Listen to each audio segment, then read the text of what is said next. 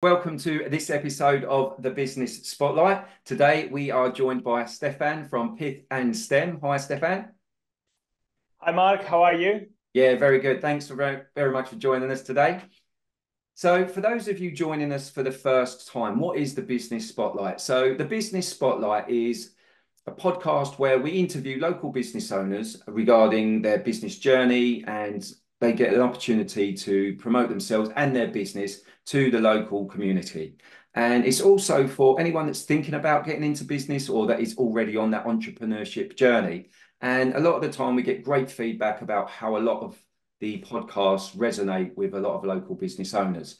So, Stefan, if you can kick things off for us, please, by just letting the audience know who you are, what you do, and how long you've been doing it for. Thank you, Mark. My name is Stefan Husanu. I started Pith Stem in the pandemic, and it was started because I had gone through a journey of working from home, starting my first business. And I kind of started working from home in about 2015, 2016, and I was building that business. And I had come across several issues in that journey. And the beginning was very difficult because what I tried to do was, I was sharing a house with friends at the time. So I had my bedroom that was a quiet place that I could work. So I had the coffee table, and I put my laptop on the coffee table, and I had the sofa, and I was sitting on the sofa, hunched over that laptop on the coffee table, and that was my work setup. That very quickly became very tiring, very painful. Work was very difficult. I couldn't keep up on top of my workload. So a few months later, I decided to make some space in the corner of the room and put a desk that gave me the ability to have a dual monitor setup. And that for me was it changed my life. It changed the way I was able to work. Now, fast forward a few years later, when COVID hit, I had moved house, and I had a summer house at the bottom of my garden, and I had a nice office in there, and I had screens and plenty of space, and it was quiet and it was nice. But when COVID hit and everyone was forced to work from home, everyone else was really struggling. And I was speaking to friends that were employed in IT, friends that were business owners, and they were all telling me about how much they're struggling and how difficult this transition is because they were not used to working from home. And I had a friend that was nearly going through a divorce because of those issues, because they had both come in stuck at home, and they were having to somehow work like their full-time jobs and look after their kid, and it was just chaos. And one day, as I was working, it was a little bit late. It was about 7 o'clock, and I received a message on my phone, and the message said, "Dinner is ready." It was from my girlfriend. So I quickly, and it was around the time that I was having this discussion. So I quickly closed my laptop, wrote some notes down for the next day, and as I closed the door to that summer house, my office, it hit me, and I realized what everyone's actually missing, what the problem is. So my advice up to that point was, you need to have a good setup, you need to have screens, you need to have all of that. And some of them did, but they were still really struggling. But when I closed that door, I realized exactly what it was that they were missing. And it was the separation. It wasn't just the space for productivity. They had no separation between their work life and their home life, because they were both under the same roof, and the lines were blurred. There was no clear distinctive line between what's work time and what's time for life and all the beauties that come with it. So that's when the idea of the DropTop was born, which is what Pith Stem does. Our primary product is the DropTop, and the DropTop is a desk that's built for people that work from home. That behind me right there, that is a DropTop. And it's a desk that flips open, and when you open it, it has monitors inside, it has all the cabling all pre-done, and you connect one USB-C cable to your laptop, and you've got additional screens, you've got a large desk space. When you finish work, you can just close it, and then your home turns back into the home again. And that's essentially what we now do. We've made 8 models of the DropTop desk, and we make them here in Hertfordshire, and we sell them all over the world. People go on our website from anywhere in the world and they buy them, and we ship them to them everywhere. Wow, that's an amazing journey so far. That's brilliant. So, wow, Stefan, I mean, normally I would say to someone, so what would make you different to your competition? I mean, do you have competition?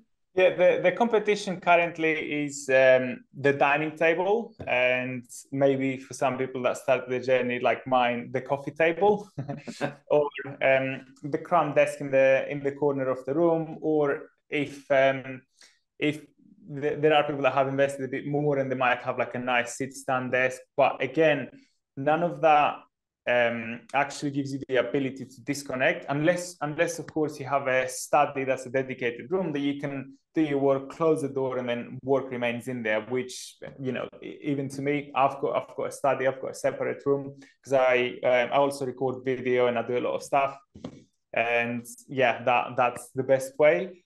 But for the majority of people, the dining table is our competition, and it's sad because it took a pandemic to bring working from home, to get remote working acceptable in our society. It literally gained us 15 years. And if people keep doing it in such a bad way, like they're doing it today, we're going to lose it, because it's capitalism. If business A has remote working and that's not working, their productivity levels drop, and business B doesn't have remote working and their productivity levels are really good, this business is either going to die or adapt. So me as a person, I don't want to allow that to happen. I think the benefit of being able to work remotely, work from home a few days a week, full time, you know, whatever everyone's doing, is such an important thing. Like, I can't see a future in 10, 20 years from now where we are having to commute every single day to and back from work to a fixed location in London, like we used to before the lockdown. So that's our mission. We want to empower people to do working from home, right? To get their work-life balance back, to have the clear line between work and life, and live a more sustainable and happy life.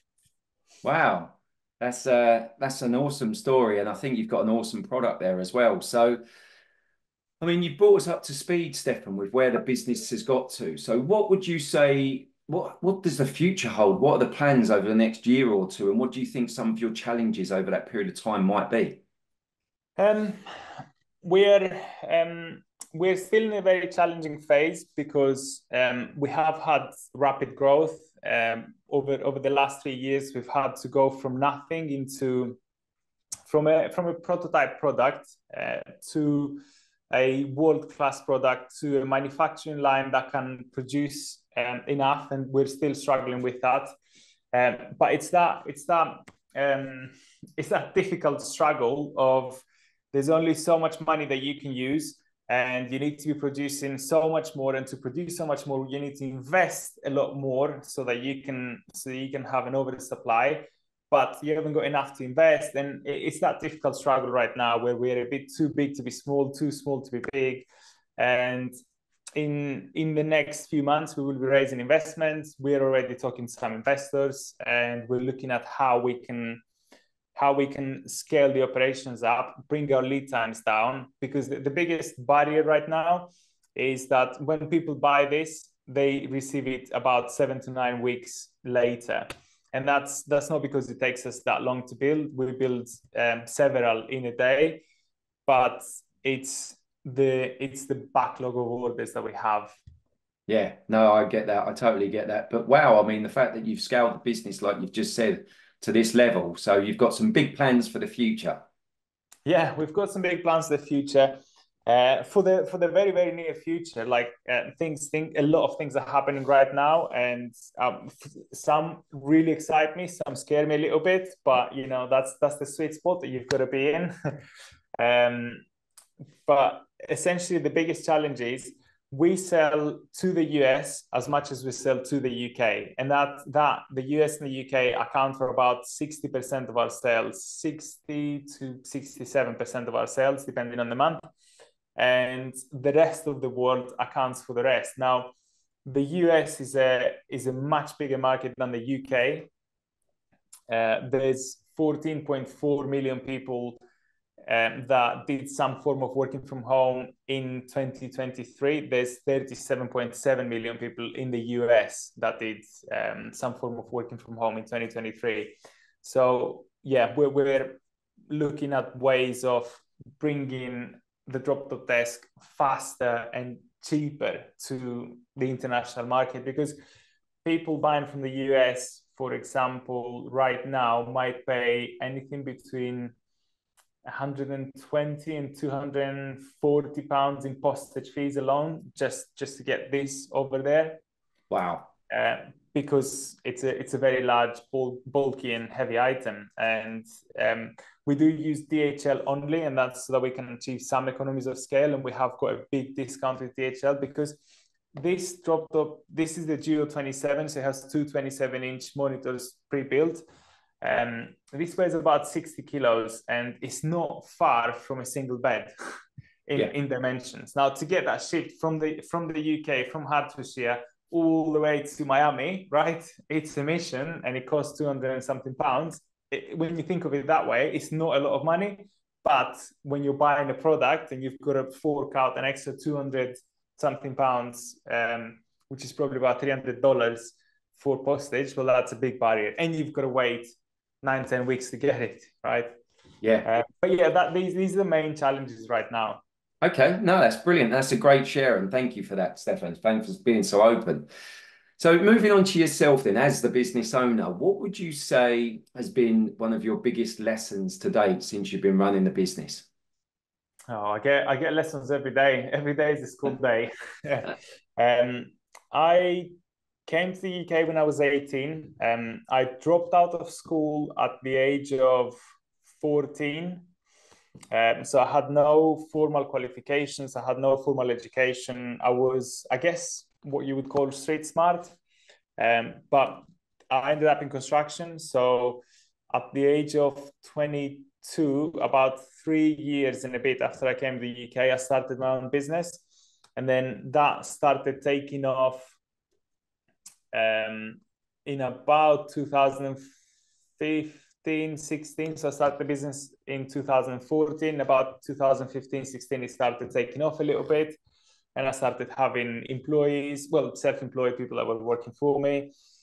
And it has taken me through such a journey. I was no businessman. I had no idea. I went in it for, I'm earning 150 pounds now. Well, if I had 2-3 workers, I could be earning 300 pounds a day. I could be earning 400 pounds a day. That's why I went in it.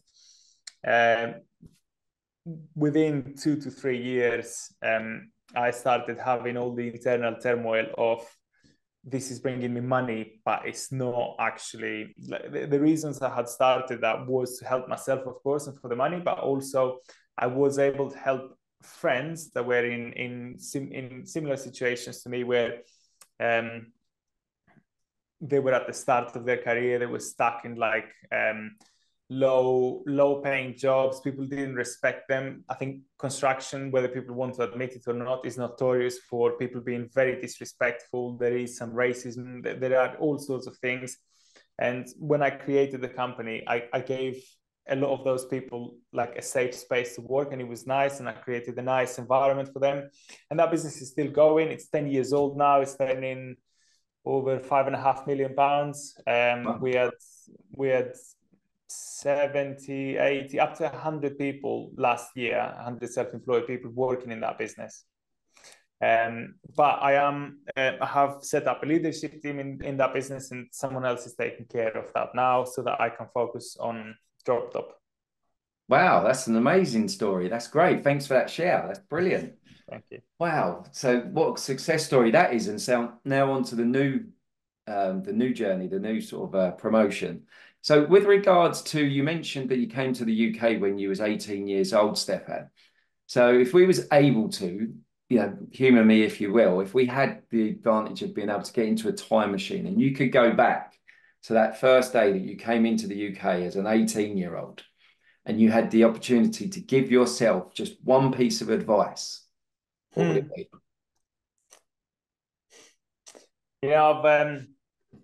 I've thought of that a few times, but I don't know.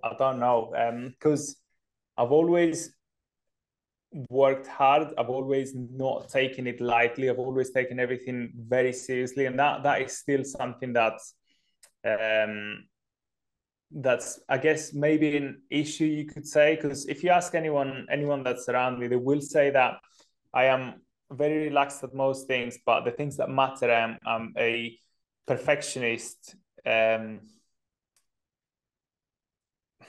Deep perfectionist. People don't necessarily have to agree with me, but if so I can do 90 things in 10 minutes, and then I can do one thing can take me 7 days just because I want it to be perfect in every way. I don't take certain things lightly, like doing a podcast, for example. I've done a whole setup so that the recording is nice, and the quality of the audio and the quality of the video is nice and all of that. I could have just jumped, been on the DropTop, just flip my screen open, just do it. But yeah, there's certain things that I guess I overthink. So the closest I have come to an advice from my 18-year-old self is, don't worry, it will all work out in the end. Take it a little bit easier. don't have so many white hairs so quick. But then again, the reason I say I don't know is that's what I know. That's what I do. That's how I am. If I had done it any other way, would things be the same today? Would things not be the same today? I don't know. Yeah, no, I like that. I mean, you did answer the question kind of there. But I think you're right. I mean, you're right. It's one of those ones where would you want to change the natural course of what you've got now by virtue of being able to go back in time to then say something to your 18-year-old self that could make you make different decisions to the ones that you've made? Yeah. Well, it's exactly that. I'm quite happy with the trajectory so far.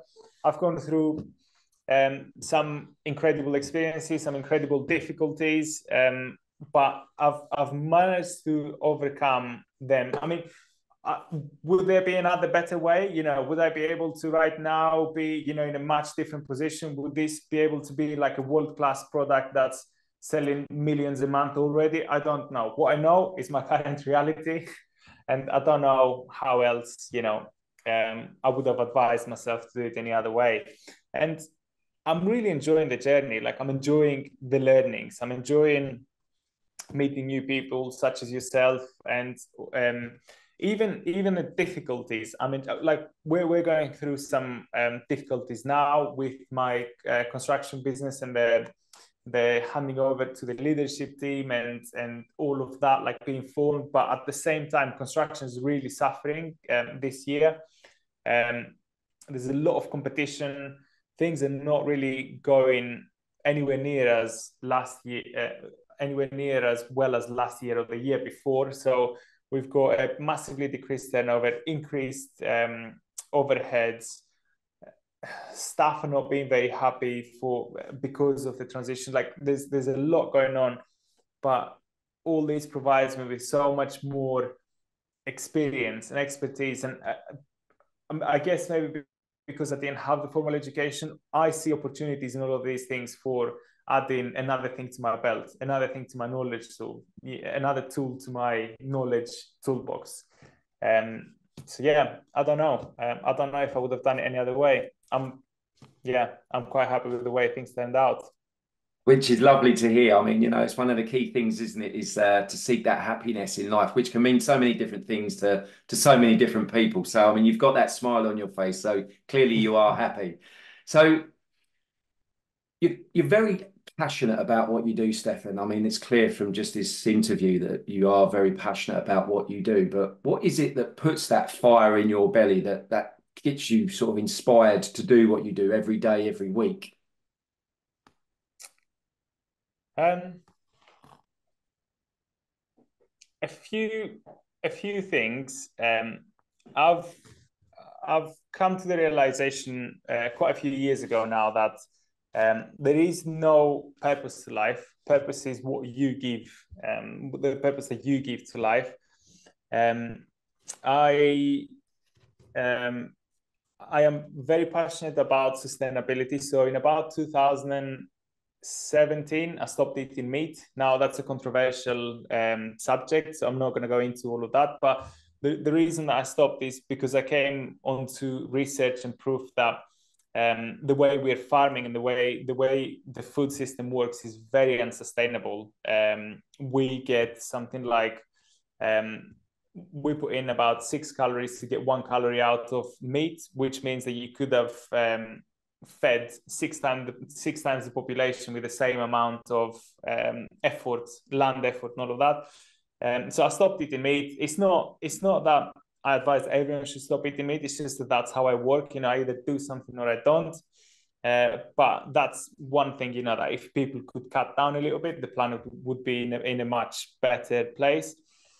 And there's loads of things like that have got perhaps what I would call a small input and a big output. So for a small amount of effort, just a small change in your diet, you can have a big impact in things. So to me, I'm seeing this as my contribution to the world as well, because that is a small, and it's not even an effort. Like working from home a few days a week is no effort, right? It's something good. So if you take that and you multiply it by the billions of people that exist on our planet, and if you can keep them at home and not commuting to work for 1, 2, 3 days, 5 days a week, how there's different careers and there's different types of jobs. But if you can keep 60% of the world working 1 day from home, you've done a hell of a lot, to reduce emissions. If you can do that twice a week, that's massive. If you can do that 3 times a week, that's huge. And that's I know that I'm not going to save the world. I know that I can do something to leave the world a better place, and that I think is my contribution to what I can do. I can empower and make people have the right tools to work from home, and at the same time they can be happier. They can have a better work-life balance, because by working from home anyway, you get back all the time that you would have spent in commuting, right? On your break, you can meet someone because you're local, you can meet a friend, you've got a much better work-life balance. You finish your work at 5, you can be at the gym at 5:10, right? Or you can be in the park walking your dog, or seeing your mom, seeing your friends, singing, playing your guitar, whatever makes you happy. So that is my mission.